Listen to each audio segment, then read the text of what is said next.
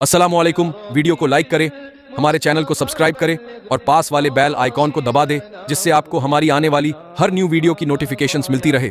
सैयदना अबू बकर सिद्दीक रदी अल्लाह ताला अन्हु जब अल्लाह के रसूल को देखा कि चंद बाल सफ़ेद हो गए, हुजूर अकरम सल्लल्लाहु अलैहि वसल्लम के चंद बाल, रिवायतों में आता है बाज़ बुजुर्गों ने लिखा अभी 12 के करीब कुछ बाल हुजूर की दाढ़ी शरीफ के सफ़ेद हुए थे। सैयदना सिद्दीक अकबर ने आका से अर्ज़ की, या रसूल अल्लाह, आपके कुछ बाल सफ़ेद हो गए, इस पर ज़रा तवज्जो कर लें, गौर कर लें। आका फरमाते, आका से अर्ज़ करते, सिद्दीक अकबर, हुजूर आपके कुछ बाल सफ़ेद हो गए। तो अल्लाह के हबीब अलैहिस्सलाम फरमाते हैं, अबू बकर, सूरह हूद, सूरह वाक़िया, सूरह मुरसलात, सूरह नबा और इस जैसी सूरतों ने मुझे बूढ़ा कर दिया। इन सूरतों में क्या है? अल्लाह के अजाब का जिक्र। इन सूरतों में क्या है? क़यामत की हौलनाकियों का जिक्र। इन सूरतों में क्या है? मैदान महशर का जिक्र। अंदाजा फरमाएं। अब यहां पर एक बात बहुत खास, वो ताकतवर हस्ती, थोड़ी इस पर आप तवज्जो करें। मैं अपनी गुफ्तगू को समेट कर एंड की तरफ ले जा रहा हूं। अगर आप इस पर गौर करें तो जरा आपको अंदाजा होगा। पूरा महशर जिसकी शान के इजहार के लिए बपा होना है, इसलिए कि कोई कहता है इसलिए, कोई कहता है इसलिए, कोई कहता है इसलिए, उस शान की तबीयत ये कहती है कि फकत इतना सबब है इन एकादे बज़्मे महशर का कि उनकी शान महबूबी दिखाई जाने वाली है।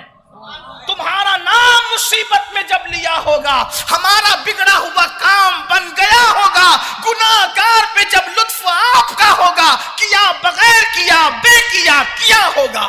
और मैं उनके दर का भिखारी हूं, फजले मौला से हसन फकीर का जन्नत में बिस्तरा होगा। महशर उनकी शान के इजहार के लिए मुनक्किद हो रहा है। और वो फरमा रहे हैं कि जिन सूरतों में क़यामत का, हश्र का, अल्लाह के अजाब का जिक्र है, उन्होंने मुझे बूढ़ा कर दिया। एक हदीस पाक और है, हुजूर पर जब कमजोरी के आसार जाहिर होने लगे ज़ाहिरी तौर पर, तो सहाबा ने पूछा, हुजूर हम आप पर बज़ाहिर कुछ कमजोरी के आसार देखते हैं। फरमाया सूरह हूद और उन जैसी सूरतों ने मुझे बूढ़ा कर दी। सैयदुल मासूमीन पर आखिर इन सूरतों का इतना असर पड़ा कि हुजूर अपने लिए फरमा रहे, अगर ये अल्फाज हदीस में न आए होते तो हम कभी ये बयान करने की हिम्मत न करते। हमारे अंदर हिम्मत थी, हुजूर की बात नकल कर रहे हैं। सोचो, जिसके लिए कायनात बनी है, वो क़यामत पर का जिक्र सुनकर अल्लाह रब्बुल इज्जत के कलाम में फरमाने के इन सूरतों ने मुझे बूढ़ा कर दिया, जिसके सदके में अरबों खरबों इंसान जिसकी शफाअत से जन्नत में दाखिल होंगे, वो फरमाते हैं कि सूरह हूद और उन जैसी सूरतों ने मुझे बूढ़ा कर दिया। जिनके इशारे अबरू पर लोगों के लिए जन्नत के दरवाजे खोल दिए जाएंगे, जिनके हाथों में जन्नत की कुंजियां दे दी गई, जो जन्नत का दरवाजा खोलेंगे, शफाअत कुबरा का जिनके साथ वादा है, मकाम महमूद जिनको नसीब होगा, खुदा के अर्श पर जिसको जुलूस करने का शरफ हासिल होगा, अल्लाह अकबर, जिसके झंडे के नीचे सारे अंबिया जमा होंगे, वो फरमाते हैं कि सूरह हूद और उन जैसी सूरतों ने मुझे बूढ़ा कर दिया। और मेरी कौम के जवानों का हाल ये, जिना के अड्डे आबाद करने के बाद, शराब के अड्डे आबाद करने के बाद, औरतों पर पाप की नजर डालने के बाद, माँ बाप को खून के आंसू रुलाने के बाद, सूद के धंधे करने के बाद, हर जुर्म जराइम और पाप करने के बाद, लोग बड़े फख्र से कहते, अरे मौलाना क्या होगा क़यामत में, अल्लाह तो रहीम व करीम है, जो होगा देखा जाएगा। अल्लाह के रसूल फरमा रहे, इन सूरतों ने जिसमें क़यामत का जिक्र है, मुझे बूढ़ा कर दिया। और हम बेफिक्र होकर के बैठे हुए, हमें कोई फिक्र ही नहीं है। हम इतनी सस्ती जन्नत को समझते हैं कि एक मरतबा जलसे में सुभान अल्लाह कह दो और जन्नती हो जाओ। कितनी सस्ती जन्नत बना ली, इनका चेहरा देख लो जन्नती हो जाओ, उनका चेहरा देख लो जन्नती हो जाओ। जिनके चेहरे को देख दिखा करके जन्नत बांटते हो, ان کے جنت میں جانے کی بھی آپ کے پاس کوئی گارنٹی ہے؟ آپ مجھے بتائیں تو صحیح، لوگوں نے جنت کو کتنا سستا سمجھ لیا ہے۔ آؤ اپنی گفتگو کو اینڈ کی طرف لے جاتے ہوئے، آخر حضور نے یہ کیوں فرمایا کہ ان صورتوں نے اور ان جیسی صورتوں نے مجھے بوڑھا کر دیا، کمزور کر دیا؟ تو شاید اس کی وجوہات میں سے ایک سب سے بڑی وجہ یہ اللہ کے رسول علیہ السلام فرماتے ہیں کہ جو میں دیکھ رہا ہوں اگر وہ تم دیکھ لیتے، جو میں سن رہا ہوں وہ تم سن لیتے، جو میں جانتا ہوں اگر وہ تم جان لیتے، فرمایا زیادہ روتے اور کم ہنستے، اور یہاں تک فرمایا تم اپنی بیویوں کے پاس بھی نہ جاتے، زنا کے اڈوں پر جانا تو دور کی بات، حلال طور پر اپنی بیویوں کے پاس بھی نہ جاتے، کھانا پینا چھوڑ دیتے، اور جنگلوں بیابان میں تم بھٹکتے رہتے۔ اللہ نے یہ کرم فرمایا کہ جو حضور کو دکھایا وہ ہمیں نہیں دکھایا، جو حضور کو سنایا وہ ہمیں نہیں سنایا۔ قیامت کی حقیقتیں، محشر کی حقیقتیں جو حضور جانتے وہ ہمیں نہیں پتا، اس لیے ہم چین سے ہیں، ورنہ نرم گدوں پر ہمیں نیند کب آتی؟ آج حال یہ کہ نرم گدوں کے بغیر نیند نہیں آتی، اگر قیامت جان لیتے تو شاید نرم گدوں پہ نیند نہیں آتی۔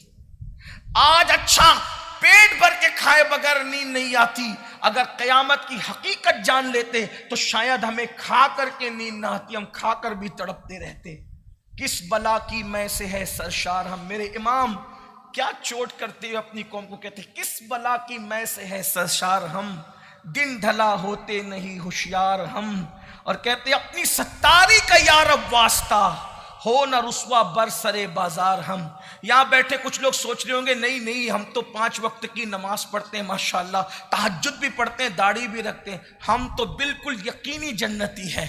اللہ کے بندو، یہ 5 وقت کی نماز، تہجد، یہ میدان محشر میں کچھ نہیں ہے۔ آئیے ذرا محشر کا جو حضور فرما رہے نا کہ میں جو جانتا ہوں، آئیے ذرا اس حقیقت کی طرف چلتے ہیں تھوڑی دیر کے لیے۔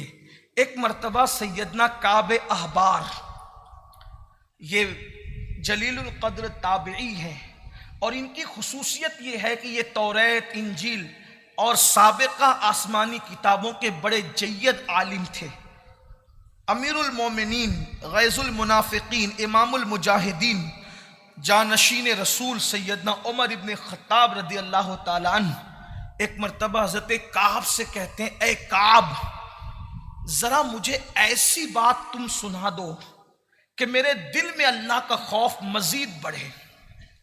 حالانکہ فاروق اعظم یہ بات کہہ رہے ہیں، اور یہ بات کہنے سے پہلے فاروق اعظم کی شان یہ ہے کہ آپ کے چہرے پر اللہ کے خوف سے مسلسل رونے کی وجہ سے آنسوؤں کے نشان پڑ گئے تھے۔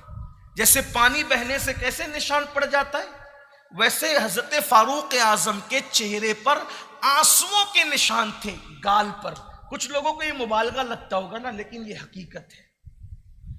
ہمیں اس لیے مبالغہ لگتی ہے باتیں کیونکہ ہمارا دین سے تعلق کتنا ہے۔ ہمارا تعلق تو مسجد میں بھی اللہ کے دین سے نہیں رہتا، ہم تو مسجدوں میں بھی دنیا دار ہیں۔ جس قوم نے مسجد میں بھی دنیا دار رہنا ہے، اس قوم کا دین سے کتنا تعلق ہے۔ جو نماز بھی اس نیت سے پڑھتے ہیں کہ میری روزی میں برکت ہو جائے، پوچھو ان سادات سے، علماء سے، نماز اس لیے پڑھی جاتی ہے کہ روزی میں برکت ہو جائے؟ نماز اس لیے پڑھی جاتی ہے کہ بیٹا نصیب ہو جائے؟ نماز اس لیے پڑھی جاتی ہے کہ بچوں کو رشتہ مل جائے؟ بتائیں تو صحیح، اگر آپ نے مقصد کے لیے نماز پڑھی تو وہ عبادت نہیں بلکہ تجارت ہے۔ جس عبادت کا صلہ مانگ لیا گیا وہ عبادت نہیں، وہ تو تجارت ہے۔ عبادت کہتے اس کو ہے کہ کرنے کے بعد کہ اب بتا کہ تو راضی ہے کہ نہیں۔ ہم نے تو عبادت کے نام پہ تجارتیں کی ہے۔ ارے ہم اپنی نماز پر غرور اور گھمنڈ کر رہے ہیں۔ اٹھاؤ، مسلم شریف حدیث پاک موجود ہے، جس کی نماز جیسی کسی کی نماز نہیں، جبریل بھی ویسی نماز نہ پڑھ سکیں۔ ایسی نماز ہے مصطفیٰ جان رحمت کی نماز، جس کی نماز معیار نماز ہے، جان عبادت ہے۔ فرماتے سلو کما رأیتمونی وَقْتُمُونِي وَصَلِّي، نماز ایسے پڑھو جیسے مجھے